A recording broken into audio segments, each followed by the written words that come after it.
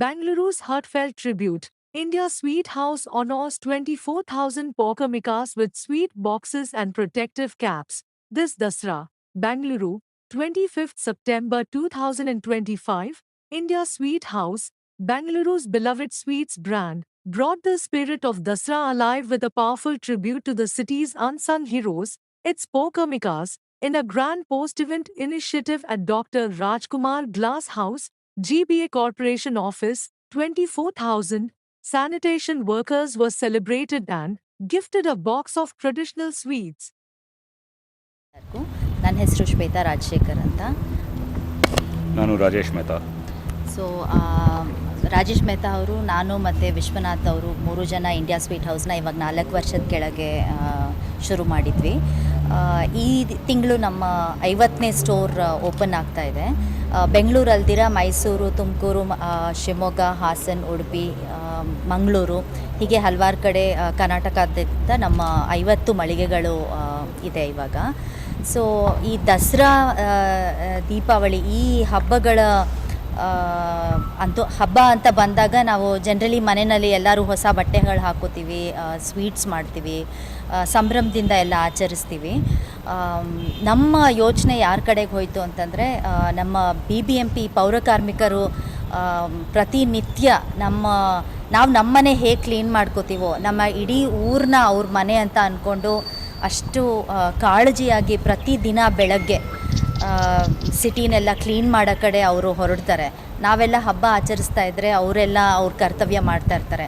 ನಾವು ಒಂದಿನ ಅವರು ಎತ್ಕೊಂಡು ಹೋಗಿ ಕಸ ನಮ್ಮ ಮನೆ ಮುಂದೆ ಎತ್ಕೊಂಡು ಹೋಗದೇ ಇದ್ದರೆ ಅದರದ್ದು ಗೊತ್ತಾಗುತ್ತೆ. ಬಟ್ ದಿನ ತೊಗೊಂಡು ಹೋಗ್ತಿರೋವಾಗ ನಮಗೆ ಏನು ನಡೀತಿದೆ, ಯಾರು ಬಂದು ಯಾವಾಗ ತೊಗೊಂಡು ಹೋಗ್ತಾರೆ, ಏನಾಗುತ್ತೆ ಏನೂ ಗೊತ್ತಾಗೋದಿಲ್ಲ.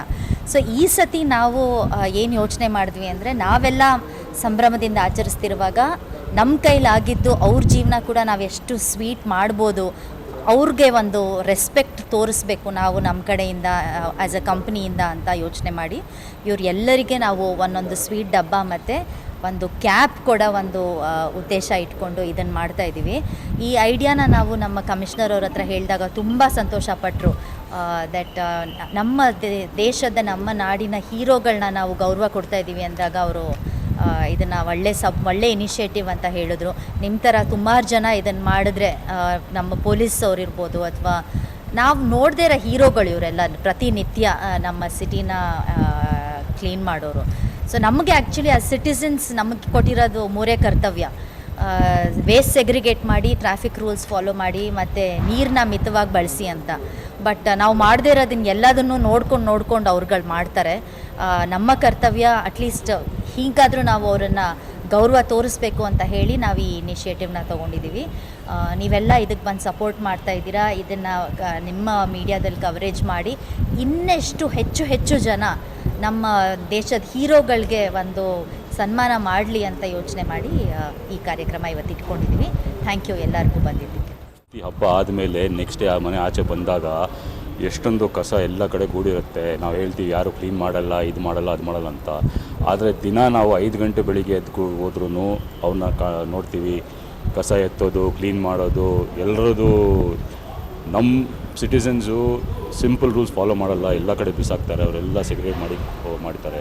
ಇದೇ ಥರ ಹೇಳ್ದಂಗೆ ಪೊಲೀಸವರಾಗಲಿ, ನಮ್ಮ ಸ್ವಚ್ಛ ಕಾರ್ಮಿಕರುಗಳಾಗಲಿ, ಬೇರೆ ಡಿಪಾರ್ಟ್ಮೆಂಟ್ಸ್ಗಳಾಗಲಿ, ನಾವು ಯಾವತ್ತೂ ಅವನ್ನ ಗೌರವ ಕೊಡಲ್ಲ, ಅವ್ರನ್ನ ಥ್ಯಾಂಕ್ ಯು ಹೇಳಲ್ಲ. ಇದು ನಮ್ಮ ಕಡೆಯಿಂದ ಒಂದು ಸಿಂಪಲ್ ವೇ ಥ್ಯಾಂಕ್ ಯು ಹೇಳಲಿಕ್ಕೆ.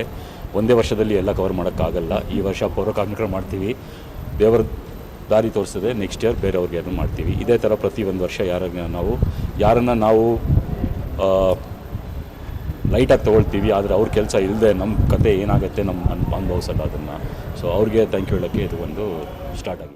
ಎಲ್ರಿಗೂ ನಮಸ್ಕಾರ. ಇವತ್ತು ಭಾಳ ಖುಷಿ ಕೊಡ್ತಕ್ಕಂಥ ದಿನ ಇವತ್ತು. ಯಾಕೆ ಅಂದರೆ ನಾವು ಪೌರ ಕಾರ್ಮಿಕರ ಸೇವೆ ಏನಿದೆ ಈ ಸಮಾಜಕ್ಕೆ, ಆ ಸೇವೆಯನ್ನು ಸಂಭ್ರಮಿಸುವಂಥ ದಿನ ಇವತ್ತು.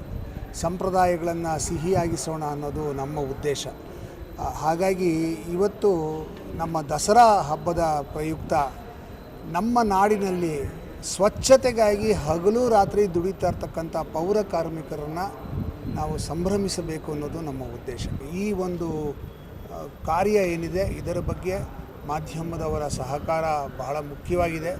ಸೊ ತಾವೆಲ್ಲ ಈ ಕಾರ್ಯಕ್ರಮದ ಬಗ್ಗೆ ಒಂದಷ್ಟು ನಮಗೆ ಸಮಾಜಕ್ಕೆ ತಿಳಿಸಿದ್ರೆ ನಾವು ಮಾಡಿದ ಕೆಲಸ ಸಾರ್ಥಕ ಅಂತ ನಮಗೆ ಅನಿಸುತ್ತೆ. ಒಂದು ದೊಡ್ಡ ಮಾತಿದೆ, ಎಡಗೈ ಕೊಟ್ಟಿದ್ದು ಬಲಗೈಗೆ ಗೊತ್ತಾಗಬಾರ್ದು ಅಂತ.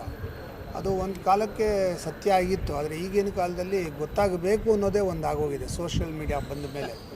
ಸೊ ಹಾಗಾಗಿ ನಾನು ಮಾಧ್ಯಮಗಳಲ್ಲಿ ಕೇಳ್ಕೊಳ್ಳೋದೇನೆಂದರೆ, ನಾವು ಏನು ಕೆಲಸ ಮಾಡ್ತಿದ್ದೀವಿ ಈ ಕೆಲಸ ಮತ್ತೊಬ್ಬರಿಗೆ ಸ್ಫೂರ್ತಿ ಆಗಬೇಕು.